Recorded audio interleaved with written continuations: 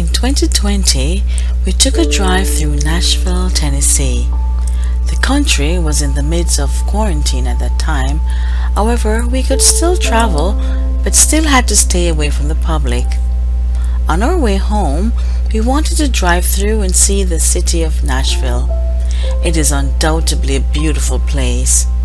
Though our drive-through was during the COVID pandemic and the streets were empty, we could still feel and smell the history shrouding this place. Wherever we looked, we could see banners showing something to do with country music and southern hospitality. As we drove up and down these streets, the memory of one of my favorites, Nashville hot chicken, tickled my taste buds. But Nashville does have a few secrets, because back in the 1970s, this city became a haven for violent criminals. However, the one I will highlight in this video is Michael Magliolo, the criminal who confessed to killing over 12 people.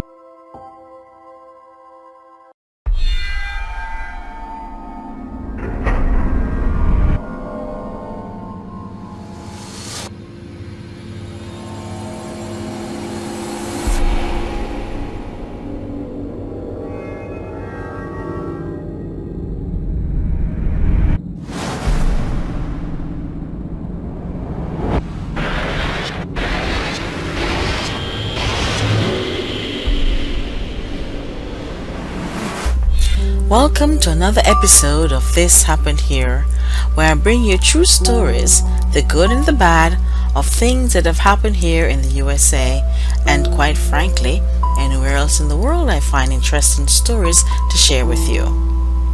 I am your host, LT Bartek. Nashville, known to the world as Music City, USA. Its nightlife is full of people milling in the streets, laughing in bars, simply enjoying the sweet country music and the world-class good food. But it was not always like this. Back in the day, some areas of Nashville were not safe to walk at nights. Killers were targeting Nashville because it was known as a crossroad of the country. Truckers would be seen taking their loads to the four corners of the US, and because of this, some criminals would never be caught. They would come here to kill and then disappear. These criminals would target artists who were coming to Nashville to make a name for themselves. They would pretend to be new artists or record agents. They would use their fake persona to attract and kill their victims. Though this killer did not use that ammo, I find him so disturbing I had to share. Now sit back and relax as we drive through the city of Nashville.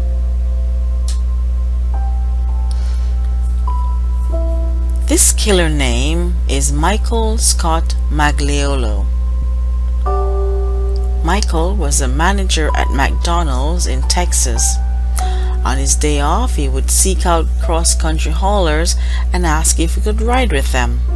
Of course, some would say no, but of the ones that did say yes, he would travel with them to whatever destination they were heading, or at times, he would get off at locations and do his dirty deeds.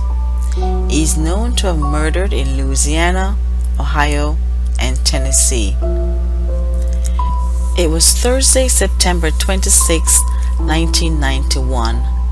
Magliolo hitched a ride to Over the Rhine, Ohio, where he killed 30-year-old Ida Mae Bladen. Her body was found the next day on Friday, September 27, 1991. Bladen was a lady of the night. He had hitched a ride to Ohio, booked a room for the night at the Denison Hotel, Vine Street, Cincinnati, Ohio. After checking in, he went patrolling for his victim. He approached Ida Mae and booked her for the night. When the hotel staff went to check room 409, thinking all was well and the occupants had left, what they saw would stay with them forever. They walked in and saw Ida Mae dead. She had been sexually assaulted, beaten, and strangled with the cord from a lamp. It was still wound around her neck, and a pillowcase was covering her face. The hotel employee gave the police the destination of the man who had checked in the night before.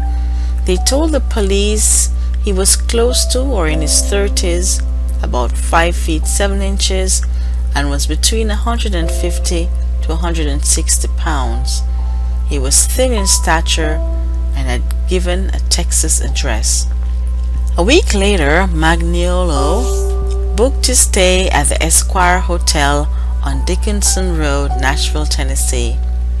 Again, having booked the room, he went patrolling the street for another victim. His next victim turned out to be Donna Baycott.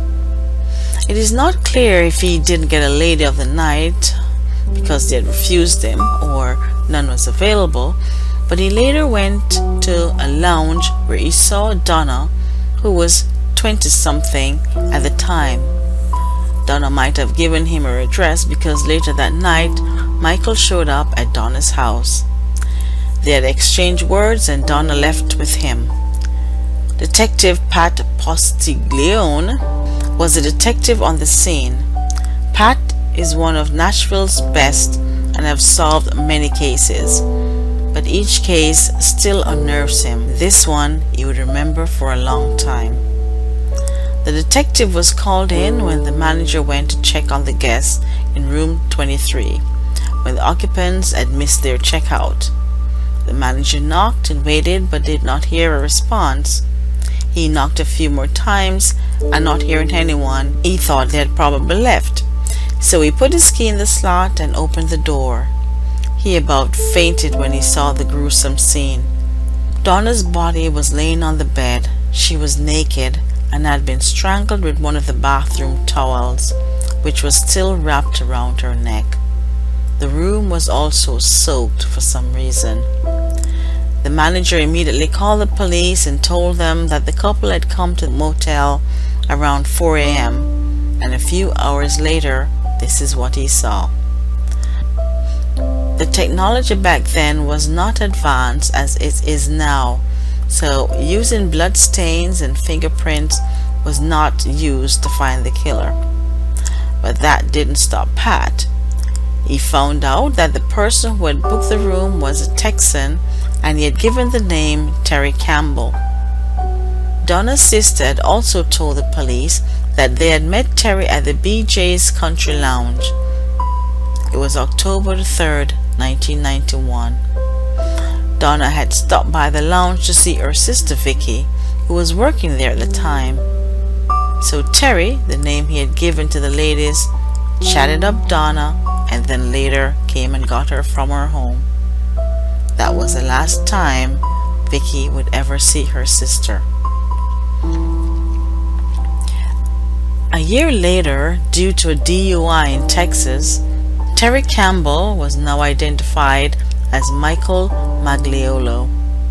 Officers used the fingerprints to connect him to the homicide in Cincinnati for the assault and murder of Ida.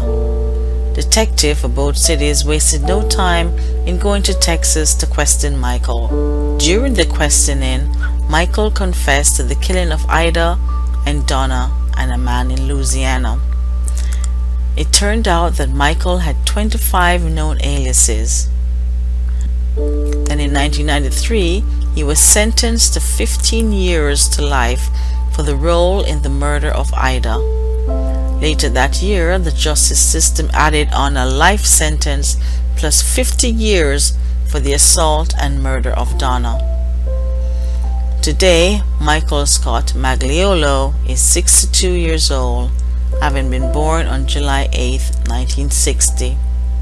He is currently serving his sentence at the Northeast Correctional Complex in Mountain City, Tennessee. He has since confessed to killing 12 people